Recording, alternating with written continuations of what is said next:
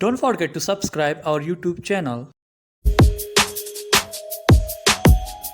Topic को समझने के लिए हमारी ये वीडियो एंड तक देखें। Specific learning disorder. अब ये जो डिसऑर्डर है हमारे पास, इसमें हमने एजुकेशन सेटिंग को लेके देखना है बच्चे का, कि बच्चा अपनी लर्निंग प्रोसेस यानी एकेडमिकली किस तरह है, उसकी परफॉर्मेंस किस तरह है, किस तरह वो जो है वो चीज़ों को सीख रहा है, किस तरह उस चीज़ों को जो है वो समझ रहा है। अब एकेडमिकली एजुकेशन के हवाले से हम उसके देखेंगे कि वो लिखने में कैसा है, वो लफ्ज़ों को किस तरह पढ़ रहा है, और वो कौन सी मैथमेटिकल्स कोई प्रॉब्लम्स आ रही हैं तो वो उसमें किस तरह उन चीज़ों को जज कर पा रहा है। अब यहाँ पे 3 टर्म्स हमने याद रखने हैं, एक डिसलेक्सिया, डिसकैल्कुलिया और डिस्ग्राफिया। अब डिसलेक्सिया हमारे पास वो एक डिसऑर्डर, एक टर्मिनोलॉजी है, यही स्पेसिफिक लर्निंग डिसऑर्डर में ही यूज़ होता है। इसके फर्दर जो है वो टर्मिनोलॉजी है हमारे पास, जिसमें डिसलेक्सिया में ऑब्वियसली हमें पता है कि यहाँ पे जो बच्चा होता है उसको रीडिंग करने में मसला आ रहा होता है, वो लफ्ज़ों को नहीं पढ़ पा रहा होता, अगर पढ़ भी रहा है तो उसके मतलब नहीं समझ पा रहा होता, अगर पढ़ रहा है तो उसमें कुछ स्पेलिंग्स की मिस्टेक करेगा, मतलब उसके साउंड प्रोनाउंसिएशन में प्रॉब्लम उसको आएगी, यानी जो सर्टन कुछ वर्ड्स होंगे ना वो उसको सही तरह प्रोनाउंस नहीं कर पा रहा होगा, उसको डिफ़िकल्टी होगी, यार मैं पढ़ूँ किस तरह, मैं इस पैराग्राफ को किस तरह पढ़ूँ, पैराग्राफ पढ़ता हूँ तो समझ नहीं आती कि वर्ड्स का स्ट्रक्चर सीक्वेंस किस तरह लिखा हुआ, तो उसको तमाम यानी साउंड प्रोडक्शन में भी उसको प्रॉब्लम आ सकती है, प्रोनाउंसिएशन में भी प्रॉब्लम आ सकती है, वर्ड्स की सीक्वेंस को पढ़ने में भी उसको प्रॉब्लम आ सकती है, और पैराग्राफ को समझने में भी उसको प्रॉब्लम आ सकती है। तो हमारे पास डिसलेक्सिया के एक टर्मिनोलॉजी है जो कि डिसऑर्डर है हमारे पास, लर्निंग डिसऑर्डर में ये एक आता है। फिर हम आते हैं डिसकैल्कुलिया में। कैलकुलिया से ही हम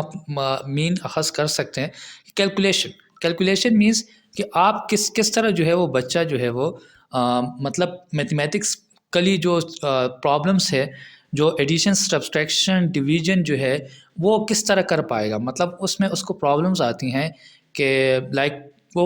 जो डिवीजन, एडिशन, प्लस माइनस के साइंस को भी उसने नहीं समझ पा रहा होगा, वो मैथमेटिकल प्रॉब्लम्स जितने भी होते हैं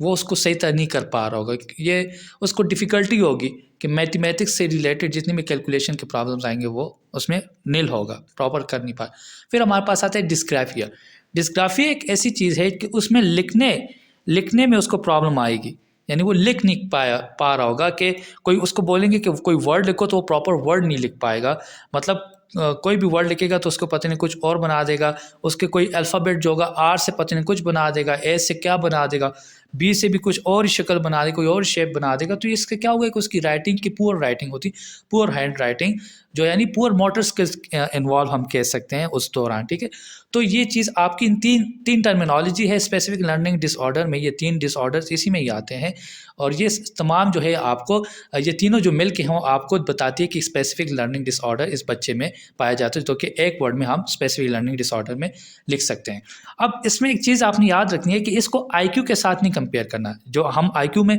आपको याद होगा कि इंटेलेक्चुअल डिसऑर्डर जब हम पढ़ रहे थे तो उसमें आईक्यू, बच्चे की जो आईक्यू होती है वो लो होती है, तब हम उसको इंटेलेक्चुअल डिसऑर्डर का कहते हैं। लेकिन स्पेसिफिक लर्निंग डिसऑर्डर में बच्चे की आईक्यू ठीक होती है, वो आईक्यू लेवल भी उसका बराबर होता है, लेकिन उसको कहीं ना कहीं पे किसी ना किसी जगह पे उसको प्रॉब्लम आ रही होती है, या तो उसको डिसलेक्सिया में प्रॉब्लम आ रही होगी, या उसको डिस्ग्राफिया में प्रॉब्लम आ रही होगी, या उसको डिसकैल्कुलिया में प्रॉब्लम आ रही होगी। और ये तब पता चलता है जब उसके साथ वाले बच्चे एकेडमिकली स्कूल में अच्छे परफॉर्मेंस शो कर रहे हैं और वो खुद जो है वो उस एज पे जाके उस लेवल पे अच्छा परफॉर्म नहीं कर पा रहा, तो तब माँ बाप को शक होने लग जाता है कि बाकी इसके साथ जो है वो सही परफॉर्मेंस दे रहे हैं और ये खुद भी बाकी कामों में बड़ा ठीक है, होशियार है, समझदार है, लेकिन क्या वजह है कि इसको रीडिंग में मसला भी आ रहा है, या फिर हो सकता है इसको राइटिंग में मसला आ रहा हो, तो कोई ना कोई एक पर्टिकुलर एरिया में उसको प्रॉब्लम आ सकती है, तो उसको हम फिर स्पेसिफिक लर्निंग डिसऑर्डर का वो कह सकते हैं। And thank you so much for watching this video, and don't forget to subscribe our YouTube channel.